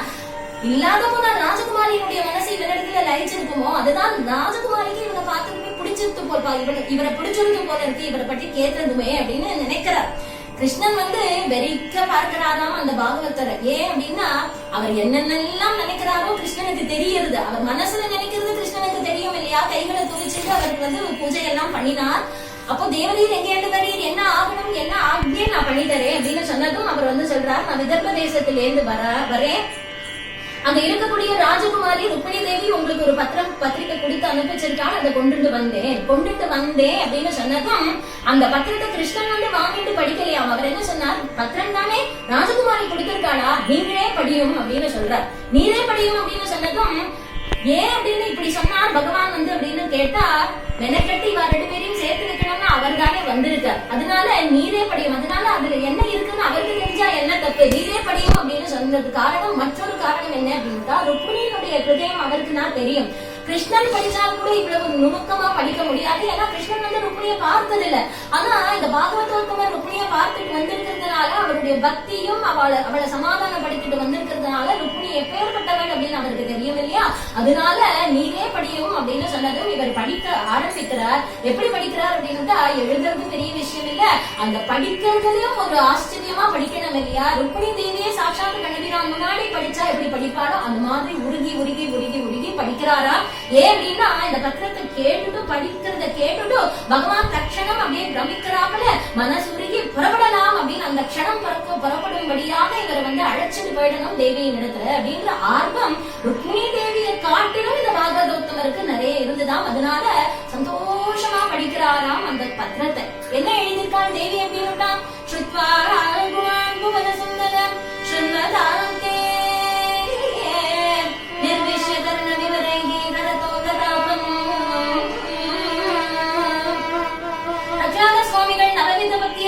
அதுல ஆரம்பிக்கும் போதே ஸ்ரவணம் கீர்த்தனம் அப்படின்னு தான் அவர் ஆரம்பிச்சார். அது மாதிரி இந்த இடத்துல ஸ்ருத்வா குணான், பிரபோ இந்த பத்திரத்துல எழுதுறாள், விதர்ப தேசம் உபய குச்சலோபரி க்ஷேமம் அப்படின்னு எழுதினாள். யாருக்கு யார் எழுதியிருக்கா அப்படின்னு எப்படி எழுதுறது? முன்ன பின்ன தெரியாத ஒரு ராஜகுமாரனுக்கு ஒரு ராஜகுமாரி எழுதுறாள் அப்படின்னா இது ஒரு லௌகீகமான கடிதம் கிடையாது. எல்லாரும் படிச்சு மனம் உருகுறாப்புல பக்தி சுவாரஸ்யம்னா அதுல அடங்கி இருக்கு. அதனால பகவானுக்கு அப்படின்னு எழுதுறதா அப்படின்னா பகவானுக்குன்னு எழுதினா பகவானாகவே இருந்துருவார், வரமாட்டார். பிரபுவுக்கு அப்படின்னு எழுதினா இவள் ஏதோ ஏழை பொண்ணு போல இருக்கே அப்படின்னு நினைச்சுட்டாருனா, இல்ல சுவாமிக்கு அப்படின்னு எழுதினா என்ன இப்பவே என்ன சன்னியாசி ஆக்கிட்டியா அப்படின்னு நினைச்சுட்டாருனா அதனால அதுவும் எழுத முடியாது. மகாராஜா ராஜாதி அப்படி கம்பீர ராஜ மாத்தாட அப்படின்னு இது என்னமோ நாட்டுப்புற பொண்ணாக்கும் அப்படின்னு நினைச்சுட்டா என்ன பண்றது? பிராணகாந்தனுக்கு அப்படின்னு எழுதினா இப்பவே இப்படி எழுதுறா பத்தியா அப்படின்னு நினைச்சுட்டாருனா, இல்ல அண்ணாவர்களுக்கு அப்படின்னா அண்ணான்னு எழுதியாசா கல்யாணம் பண்ணிக்கோன்னு எழுத முடியாது. கிருஷ்ணன் அவர்களுக்கு அப்படின்னு எழுதினா பேர சொல்றா பத்தியா அப்படின்னு நினைச்சிட்டு அப்போ ஒரு வார்த்தை வேணுமே, பொறுக்கி எடுத்தாப்புல ஒரு வார்த்தை அதை தேர்ந்தெடுத்து சொல்றாலும் இந்த இடத்துல புவன சுந்தர சொல்றான். இந்த இடத்துல புவனசுந்தரா உன்னுடைய அனந்தமான கல்யாண குணங்களை சிரவணம் பண்ணி பண்ணி பண்ணி பண்ணி என்னுடைய சித்தமானது லஜ்ஜையை விட்டு உன்னையே அடையணும்னு ஆசைப்படுறது. ஒரு சிங்கத்துக்கு வச்சிருக்கக்கூடிய ஒரு பலிய நரி கவிண்டு போனா அது எப்படி அனுச்சிதமோ அந்த மாதிரி கிருஷ்ணனுக்கு வச்சிருக்கக்கூடிய ருக்மிணி சிசுபாலன் கவிண்டு போறது அனுச்சிதம். எனக்கு உன்னுடைய திருவடியை அடையணும்னு ஆசைப்படுறேன், நீரே எனக்கு திருக்கல்யாணம் பண்ணிக்கணும். கல்யாண தினத்தன்றைக்கு ராட்சச விதிப்படி என்னை அழைத்து கொண்டு போகணும். நான் உள்ள இருப்பேன், அந்த புறத்துல இருப்பேன், வெளியில வந்தாதானே உன்னை அழைச்சிட்டு போகிறதுக்கு அப்படின்னு நீ கேட்டானால் கல்யாண தினத்தன்றைக்கு குலதேவி யாத்திரை அப்படின்னு ஒரு சம்பிரதாயம். பார்வதி தேவிக்கு நகரத்துக்கு வெளியில இருக்கக்கூடிய பார்வதி தேவியினுடைய கோவில்ல போய் எங்களுக்கு பூஜை பண்றதுங்கிறது அந்த கன்னிகை அந்த வது பூஜை பண்றதுங்கிறது ஒரு சம்பிரதாயம் உண்டு. அப்ப நான் தேவி கோவிலுக்கு போகிறதுக்காக அரண்மனையிலேருந்து வெளியில வருவேன். அப்ப தாங்கள் என்னை அழைத்து கொண்டு போகணும். ஒரு கால் நான் வரலே அப்படின்னா சிசுபாலனுக்கு மாலை இட்டுடுவியா அப்படின்னு நீங்க கேட்டேலானால் ஒரு காலம் நான் மாலை இட மாட்டேன். ஏன்னா சதஜன்ம விசியாது 100 ஜென்மம் ஆனாலும் உமக்காக நான் காத்துட்டு இருப்பேனே தவிர எற்றைக்கும் 7 பிறவிக்கும் உங்களோடு உற்றோமையாகவும் உனக்கே நாம் ஆட்செய்வோம். உங்களை நான் எதிர்பார்க்கிறேன், உங்களிடத்துல சரணாகதி பண்றேன், நீங்கள் என்னை ஸ்வீகரிச்சுக்கணும் அப்படின்னு சொல்லிட்டு இப்படிக்கு தங்கள் ருக்மிணி அப்படின்னு சொன்னது பார்த்ததுமே பகவான் ரொம்ப சந்தோஷப்பட்டாராம். ஏன்னா பகவான் அதுதானே கேட்கிறார். தவாஸ்மீதி சயாஜதே, நான் உன்னை சேர்ந்தவன் அப்படின்னு சொன்னதும் அபயம் அப்படின்னு பகவான் சொல்லிடுறாரு இல்லையா. அதனால இதை படிச்சுட்டு இந்த 7 ஸ்லோகங்கள் அவர் படிக்க படிக்க படிக்க அந்த பகவான் கேட்டு ரொம்ப சந்தோஷப்படுறார். உடனே தாருகா அப்படின்னு ராத்திரி 11 மணி. ராத்திரி பிரயாணம் ரொம்ப பிடிக்குமா கிருஷ்ணனுக்கு. தாருகன் அப்படிங்கிறவர் சாரதி, சுவாமினார் ரத்தம் சஜ்ஜமா இருக்கு. உடனே புறப்படுறதுக்கு முன்னாடி சொன்னார், எங்க அண்ணா பலராமன் அண்ணாவின் இடத்துல போய் சொல்லு, கிருஷ்ணன் ஒரு முகூர்த்த விஷயமா ஒரு மங்கள காரிய விஷயமாக விதர்ப தேசம் போறேன்னு சொல்லு. நாளைக்கு முகூர்த்தம், அதனால ஒரு அளவுக்கு ஒரு சைன்யத்தை திரட்டி கொண்டு அங்க யுத்தம் சம்பவிக்க வாய்ப்பு இருக்கு. அதனால முன்னாடியே தலைமறைவாக அங்க போய் இருக்க சொல்லு, நான் சொன்னேன்னு சொல்லு. எப்பவுமே சம்பிரதாயம் கிருஷ்ணனுக்கு என்ன அப்படின்னா அண்ணாவின் இடத்துல தெரிவிச்சுட்டுதான் அவர் எங்கேயுமே அவர் புறப்பட்டு போவார். உடனே அவர் சொல்லிட்டு வந்தாச்சு. கிருஷ்ணன் இந்த ரத்தத்துல ஏறுறார். அங்க பலராம சுவாமியும் புறப்பட்டுட்டார். எப்படி புறப்பட்டுறாரு? ஒரு தேவையான அளவுக்கு சைன்யத்தை திரட்டிண்டு சுலபமா எத்தனை பேர் வந்தாலும் அவளை அடிச்சு நொறுக்கலாம்ங்கிற அளவுக்கு ஆயுதங்கள் எல்லாம் மறைமுகமாக வச்சுட்டு எடுத்துட்டு போறார். சகலபட்டா சக பூபதி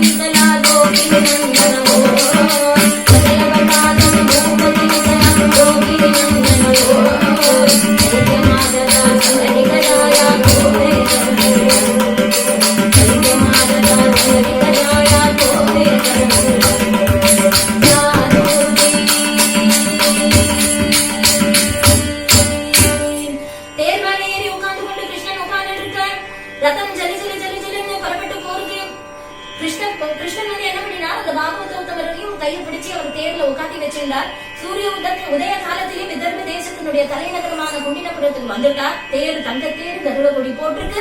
மகாபுருஷன் தேர் ஓட்டுகிறான். தாருகன் அப்பேற்பட்ட தேரோட்டி, கிருஷ்ணனே அப்பேற்பட்ட சாரதி அப்படின்னுட்டா அப்பேற்பட்ட சாரதி இவருக்கு தாருகன் அப்படின்ற சாரதி. அந்த தேரை பார்த்ததுமே கிருஷ்ணன் தான் அப்படின்னு ஊர்ல இருக்கிறவெல்லாம் தெரிஞ்சுட்டா. ஏன்னா தங்கத்தேர் கருட கொடி பறக்கிறது. அதனால பெரிய மகாராஜா பீஷ்மக மகாராஜாவின் இடத்துல போய் சொன்னா, மகாராஜா ஒரு தேர் கருடபடி போட்டிருக்கு, கிருஷ்ணன் தான் நம்ம ஊருக்கு வராது போல இருக்கு. கிருஷ்ணனை ஒரு பாகவதோத்தவர் நம்ம ஊரு பாகவதர் அழைச்சிட்டு வரார். ஆஹா, நம்ம ஊர்ல கிருஷ்ணனை அழைச்சிட்டு வராப்புல ஒரு பாகவதர் இருக்காரா? அவர் நீடூடி வாழணும். ஏன்னா பகவானே அழைச்சிட்டு வரக்கூடிய புண்ணியவானாக இருக்காரு. உடனே அவர் பூர்ண கும்பங்கள் எல்லாம் எடுத்துக்கொண்டு போய் வேத விற்பனர்கள் எல்லாம் அழைச்சிட்டு போய் கிருஷ்ணனை எதிர்கொண்டு அவர் அழைக்கிறார். சகல மரியாதைகளும் பண்ணி கிருஷ்ணன் மாப்பிள்ளையாக வரப்போறார் அப்படின்னு அவருக்கு தனியா ஒரு அரண்மனை கட்டி வச்சிருந்தார். சிசுபாலன் மாப்பிள்ளை அப்படின்னதும் அவரை பூட்டி வச்சுட்டார் பீஷ்மக மகாராஜா. இப்ப அந்த அரண்மனையை திறந்து கிருஷ்ணா உனக்கு உன்னை வந்து மாப்பிள்ளையா வரவேற்கிறதுக்கு தான் எனக்கு பாக்கியப்படலை. நானு அட்லீஸ்ட் ஒரு கெஸ்டாவது நீங்க இந்த அரண்மனையில இருக்கணும் அப்படின்னு சொல்லி அந்த கிருஷ்ணன் அந்த அரண்மனையில தங்க ஆரம்பிச்சார். அங்க இருக்கும்போது இந்த பாகவதர் பக்கத்திலேயே இருக்காரா. போகணும் இல்லையோ, எங்க போகணும், தேவியின் இடத்துல சொல்லணுமே. கிருஷ்ணன் கேட்கிறார், பகவானோட கூட இருந்தா உலகமே மறந்து போயிடும் இல்லையா? கிருஷ்ணன் கேட்கிறார், ஓய் நம்ம வந்துட்டோம்னு நீ ராஜகுமாரியின் இடத்துல சொன்னீரோ? இல்லையே கிருஷ்ணா பிரபு, நான் மறந்து போயிட்டேன், முதல்ல அதை செய்யும் போவோம் இங்க அப்படின்னு சொன்னார். உடனே அவர் புறப்படுறார். அதற்குள்ள சிசுபாலன் அங்க ஒரு மாப்பிள்ளை அழைப்பு ஆகி தாய் தகப்பனார் பந்துக்கள் எல்லாரும் அழைச்சிட்டு அவன் வந்து இறங்கினான். அவளை வந்து வரவேற்று அவனுக்கு ஒரு தனியான ஒரு மாளிகை, அவனும் ஒரு மாளிகையில இருந்து கொண்டிருக்கான். இந்த தேவி கவலைப்பட்டு இருக்காள். மாடியிலேருந்து எட்டி எட்டி பார்க்கிறாள். ராத்திரி முழுக்க அவள் கண்ணீரும் கண்ணுமாக இருக்காள். கிருஷ்ணன் பிரபு வருவாரோ, பிரபு என்ன சங்கல்பிச்சிருக்காரோ தெரியலையே, வருவாரா, நான் எப்படி என்னுடைய பாக்கியம் எத்தகையதுன்னு எனக்கு தெரியலையே, இப்ப விடிய போறது, விடிஞ்சிருச்சுன்னா என் கையில மாலையை கொடுத்து என்ன பலவந்தமா வந்து சிசுபாலனுக்கு மாலையிடணும் அப்படின்னு சொல்லிடுவாரு, என் நிலை என்ன ஆக போறதோ அப்படின்னு தெரியலையே அப்படின்னு இவர் எட்டி பார்க்கிறாளாம். அப்ப பார்க்கும் போது அந்த பாகவதோத்தமர் அங்கேந்து ஓடி வரா.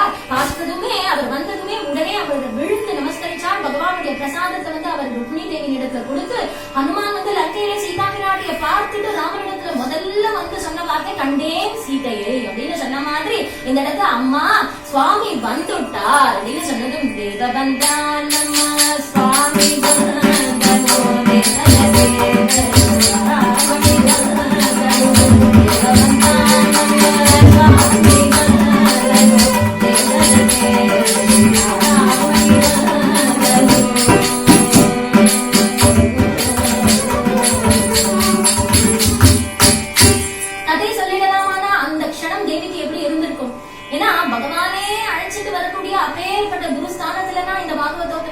அதனால அவருக்கு என்ன பிரதி பண்ணிட முடியும் அப்படின்னு சொல்லும்போது சுகாச்சாரியார் இந்த இடத்துல ரொம்ப அழகா எழுதுறார். பிரியமன் என்ன நாமசா கைகளை குளிச்சுட்டு அப்படியே சேவிக்கிறாளாம் தேவி அந்த பாகவதோத்தமர். இப்பேற்பட்ட பெரியவர் நமக்கு குருஸ்தானத்துல அவர் வந்து சேர்த்து வைக்கிறவராக இருக்காரு இல்லையா? இதற்குள்ள நகரம் பூரா தெரிஞ்சுட்டு பகவான் வந்தாச்சு அப்படின்னு ஊர்ல எல்லாரும் பேசிக்கிறா. சிசுபாலனுக்கு போய் ருக்மிணியை பேசிட்டாலே கிருஷ்ணனுக்கு தான் கொடுத்துருக்கணும் அப்படின்னு பேச பேச பேச சிசுபாலனுக்கு இது காதில் விழுந்து அவன் பயப்படுறான். ஜராசந்தனை கூப்பிட்டான். ஜராசந்தா கிருஷ்ணன் வந்திருக்கானா, வரட்டுமேடா, என்னடா அப்படின்னால என்ன, கிருஷ்ணன் பேரு கேட்டாலே எனக்கு தலைய சுத்தம்டா, எனக்கு பயத்தெல்லாம் விரட்டம்டா, கிருஷ்ணனை பார்த்தா என்ன போடா தொட நடக்கி, நீ ஒன்னும் பயப்படாத, நாங்கெல்லாம் இருக்கோம், நாங்கெல்லாம் பார்த்துக்கிறோம், நீ கவலைப்படாத. அவனுக்கு சமாதானம் ஆகல. அதனால ருக்மியை கூப்பிட்டான். ருக்மியின் இடத்துல சொன்னான், ருக்மி கிருஷ்ணன் வந்திருக்கானே, என்ன விஷயம், எப்ப அவன் வந்திருக்கானோ, யார் அவனுக்கு பத்திரிக்கை அனுப்பிச்சா? பத்திரிக்கை இல்லாம அவன் வர்றது வழக்கம் கிடையாது. ஏன்னா எல்லாரும் பண்றதெல்லாம் பண்ணிட்டு கிருஷ்ணார்பணம் கிருஷ்ணார்பணம் கிருஷ்ணார்பணம் தான் கிருஷ்ணனை கூப்பிட்டு இருக்கா. பத்திரிக்கை யார் அனுப்பிச்சா? மறைமுகமா ரகசியமா ஒரு பத்திரிக்கை கிருஷ்ணனுக்கு போயிருக்கு, நீ வாழ்க்கெல்லாம் தெரியாது இல்லையா? அதனால யார் அனுப்பிச்சா பத்திரிக்கை அப்படின்னு அவர் விசாரிக்க காலமே வல்லம் என்ன தீர்மானம் பண்ணினா, ஜராசந்தன் ஒரு பெரிய சைன்யத்தை திரட்டிண்டு தேவி வந்து கோவிலுக்கு வருவா இல்லையா அம்பாளை பூஜை பண்றதுக்கு, அந்த சந்தர்ப்பம் கிருஷ்ணன் வர்றதுக்கு வாய்ப்பு இருக்குன்னு இவாலாம் முன்கூட்டியே ஒரு பெரிய சைன்யத்தை திரட்டிண்டு ஜராசந்தன் முதலிய ராஜாக்கள் எல்லாம் அங்க போய் ஆஜர் ஆயிட்டா. விடிஞ்சதும் விடியாததுதான். இப்படி அவன் நிக்க காலமே ருக்மிணி தேவி மங்கள ஸ்நானமாகி உயர்ந்த பட்டு வஸ்திரங்களை எல்லாம் தரிச்சுண்டு பூஷணங்களை எல்லாம் தரிச்சுண்டு அங்க சுமங்கலிகள் எல்லாம் லட்சுமி கல்யாணம் பாட அஷ்டாதச வாத்தியங்கள் எல்லாம் முழங்க தேவி அங்கிருந்து புறப்பட்டு வந்து அம்பாளுடைய கோவிலுக்கு வந்து பார்வதி தேவிக்கு பூஜை பண்றார். மாலை இட்டார். அப்ப தேவியின் இடத்துல ஒரே ஒரு பிரார்த்தனை, அம்மா கண்ணபிரானே எனக்கு பதியாக வரணும், நீங்கள் எனக்கு அனுகிரகிக்கணும் அப்படின்னு பிரார்த்தனை பண்ணிட்டால் அங்கே இருக்கக்கூடிய சுமங்கலிகளுக்கு எல்லாருக்கும் வந்து மங்கள திரவியங்கள் எல்லாம் கொடுத்து அவளுடைய ஆசீர்வாதத்தை பெற்றுக்கொண்டு வாசல் பக்கமா வர, இப்படி வரும்போது ஹம்சகதியில வந்து தாயார் வராளாம். சரண நூற்றுங்கள் அப்படியே கலீர் கலீர் கலீர் கலீர்னு சப்திக்க இங்க பார்க்கிறவங்க எப்படி பார்க்கிறா, குதிரை மேல இருக்கிறவன் தான் பொத்துன்னு விழறானாம், யாரை மேல இருக்கிறவன் பொத்துன்னு விழறானாம், நிற்கிறவன் அப்படியே பொத்து பொத்து பொத்துன்னு விழறானாம், அப்படியே பொம்மை மாதிரி எல்லாரும் பார்த்துட்டு பொத்து பொத்துன்னு விழறாளாம். தேவி பார்க்கறதுக்கு அத்திய ரூபவதியாக இருக்காள். தேவி யாரையுமே லட்சியம் பண்ணல. ஏன்னா பகவான் வந்துட்டான் இல்லையா, பகவானை பார்க்கணுமே. பார்த்தா ஒவ்வொரு புருஷனா பார்க்க கூடாது, பார்த்தா பரம புருஷன் ஒருத்தனைதான் பார்க்கணும். ஆனா எப்படி பார்க்கறது, நிமிர்ந்து பார்க்க கூடாது, தலை குனிஞ்சுட்டே வரணும். ஆனா பகவானை பார்க்கணும். எப்படி பார்க்கறது அப்படின்னா, இந்த இடத்துல தன்னுடைய சுருண்ட கேசங்களை வருடிக்கிற வியாஜத்துல வந்து தேவி என்ன பண்ணினா, உற்சாகமா மக்கரஜேகி அழகான பாங்கைதி சுருண்ட கேசங்களை வருடிக்கிற வியாஜத்துல வந்து தேவி இப்படி நிமிர்ந்து பார்த்தால் தத்ரிஷே அச்சுதம் சா அப்படின்னு சொன்ன அடுத்த க்ஷணம் சுகாச்சாரியார் அதே சுவாரஸ்யத்தோட வந்து கதையை வந்து சொல்லிட்டு போற. தாம்ராஜகன்யா அத்தனை பேரை பார்த்துட்டு இருக்கும் போது ருக்மிணி ஜல் ஜல் ஜல் ஜல் ஜல் அந்த தாருக்கானா சுவாமினார் அவர் ஓட்டிட்டு வந்தார். தேர்ல இருந்து குதிச்சார். ருக்மிணி அப்படியே கட்டி பிடிச்சிருந்தா. தேர்ல உட்காந்து வச்சார். அப்படியே தாருக்கானா சுவாமினார் ரத்தம் வந்து ஜல் ஜல் ஜல் ஜல் புறப்பட்டு போயே போச்சு. பார்த்துட்டு இருந்தவா அத்தனை பேரும் அப்படியே பார்த்துட்டு இருந்தானா. இப்ப கிருஷ்ணனை தூக்கிட்டு போனானோ இல்லையோ ஜராசந்தன் முரடன் முழிச்சுட்டான். போறது கிருஷ்ணன் அப்படின்னு உடனே அவன் ஒரு துரத்தினான். ஜராசந்தன் மகா குண்டு. ஸ்ரீ அண்ணா அவர்கள் சொல்லுவார் இந்த இடத்துல, வெண்ணையை திருடிட்டு போற கிருஷ்ணனையே பிடிக்க முடியாது அப்படின்னுட்டா தேவிய பெண்ணை வந்து தூக்கிட்டு போகக்கூடிய கிருஷ்ணனையா பிடிக்க முடியும்? இவாளால ஜராசந்தனால முடியல. அவன் திரும்பி வந்தான். ருக்மி இந்த விஷயத்தை கேள்விப்பட்டான். உடனே அவன் வந்து ஒரு சபதம் பண்ணினான். அதற்காகவரே கிருஷ்ணன் கண்ணனை அடக்கி ருக்மிணியை மீட்டுக் கொண்டு வராதபடிக்கு நான் இந்த நகரத்துல இந்த குண்டலபுரத்துல நான் பிரவேசிக்கிறதில்லை அப்படின்னு சபதம் பண்ணினான். ஏராளமான சைன்யத்தை திரட்டிட்டு வந்து கடலான துரத்திட்டு வரான். டே கிருஷ்ணா, என்னுடைய தங்கையை விடுறியா இல்ல உன்னுடைய உயிரை விடுறியா அப்படின்னு இவன் வந்து கத்தரான். இங்கே இருந்து இவாளுக்கு யாதவ சைன்யத்துக்கும் விதர்ப சைன்யத்துக்கும் ஒரு மகா யுத்தம் ஒண்ணு நடக்கிறது. பலராம சுவாமி அங்கிருந்து வந்துட்டார். தேவி வந்து இந்த யுத்தத்தை பார்க்கிறாள் இல்லையா. ருக்மி படு தோல்வி அடைஞ்சுட்டான். பலராம சுவாமி யுத்தம் பண்ண ருக்மி தோத்து போயிட்டான். கிருஷ்ணன் வந்து என்ன பண்ணினா, தன்னுடைய இடுப்புல இருக்கக்கூடிய வாளை எடுத்து ருக்மியினுடைய கழுத்தை வெட்டுறதுக்கு போகும்போது பலராம சுவாமி தடுத்து சமாதானப்படுத்துறார். ருக்மிணி தேவியும் வந்து பிரார்த்திக்கிறார், என்னுடைய தமையன் நீங்கள் வந்து க்ஷமிச்சு விடணும் அப்படின்னு. உடனே எடுத்த கத்தியை என்ன பண்றது? கிருஷ்ணன் ஆச்சரியமா ருக்மியோட யுத்தம் பண்ணினார் இல்லையா. சாரங்கன் வில்ல வச்சுட்டு யுத்தம் பண்ணினார். இப்ப கத்தியை எடுத்த கத்தியை என்ன பண்றது? அதனால என்ன பண்ணினார், அந்த கத்தியை அப்படி வீசினாரோ இல்லையோ அந்த கத்தி அப்படியே சுழண்டு போய் ருக்மியினுடைய தலையில இருக்கக்கூடிய கேசங்கள் எல்லாம் பல பல பல பல பலன்னு எடுத்து அங்கங்க கொஞ்சம் கொஞ்சம் மிச்சம் வச்சுட்டார். காரணம் என்ன அப்படின்னா, இவன் மறுபடியும் நம்ம கல்யாணம் ஆகி முடிகிற வரைக்கும் இவன் மறுபடியும் வந்து அந்த கேசங்கள் எல்லாம் வளர்ந்து வரத்துக்கு ரொம்ப நாள் ஆகும். வெளியில தலை காட்ட மாட்டான். அதுக்குள்ள நம்ம கல்யாணத்தை முடிச்சுட்டு விடலாம் அப்படின்னு ருக்மியை வந்து பங்கப்படுத்தி அனுப்பினார். பகவான் நேர துவாரகைக்கு வந்து சேர்ந்தார். தேவியை அழைத்து கொண்டு வந்து தன் தாய் தகப்பனாரிடத்துல ஒப்படைச்சிட்டு தேவியை அழைச்சிட்டு வந்த முறை ராட்சசேன விதினா அப்படின்னு சொன்னார் இல்லையா. இந்த இடத்துல வந்து யதோக்தமா துவாரகையில 1000 கால் மண்டபத்துல வந்து ருக்மிணி தேவியை வந்து திருக்கல்யாணம் பண்ணிக்கிறார். விதிவத் உபயமே அப்படின்னு ஸ்ரீ சுகாச்சாரியார் வந்து இந்த இடத்துல முடிக்கிறார்.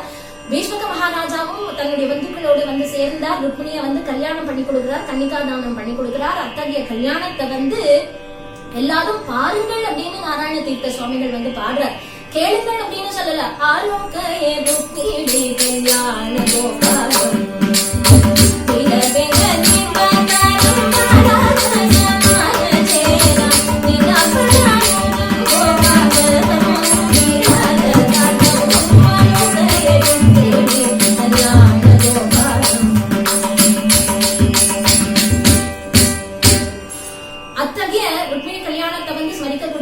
பாக்கியம் நமக்கு குருநாதருடைய கிருப்பையினால நமக்கு இன்னைக்கு கிடைச்சது. மேலும் மேலும் குருநாதருடைய கிருப்பையினாலும் நிறைய சத்சங்கங்கள் ஏற்பட்டு நிறைய திவ்ய சரித்திரங்களை ஸ்மரிக்கிற பாக்கியம் குருநாதர் நமக்கு அனுகிரகம் பண்ணணும் அப்படின்னு பிரார்த்தனை பண்ணிக்கொண்டு இத்தோட இந்த ருக்மிணி கல்யாணம் அப்படின்ற திவ்ய தம்பதிகளுடைய கல்யாணத்தை வந்து நான் பூர்த்தி பண்ணிக்கிறேன். ஹரே ராம ஹரே ராம ராம ராம ஹரே ஹரே ஹரே கிருஷ்ண ஹரே